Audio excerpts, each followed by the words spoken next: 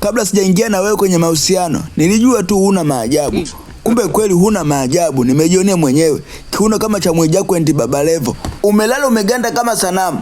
Umepoa kama ugali wa moto umelala kwenye fridge. Usiseme hivyo mpenzi wangu Miraba. Ujue mwenzako nakupenda, siwezi kuishi bila wewe. Na hiyo miguu kama supana mita kupeleka wapi? Cheki sasa hiyo komwe sasa. Kuanzia leo tusijuane. Na nikija pale kwa masitumike kununua vitumbua, wale wako unajifanya unanijua sana. Sitaki hata salamu yako. Ukiniona kaa mbali. Ila wanaume kishawapa wanachokitaka. Nishampa mibuno tayari, sasa hivi anitaki tena. Basi mpenzi wangu Miraba, naomba basi unipe hata 3000 nitumie kama nauli mimi niondoke. Si unajua usiku sasa hivi. Eti nikupe 3000. Yaani utajiri wangu wa shilingi 3000 wote nikupe wewe.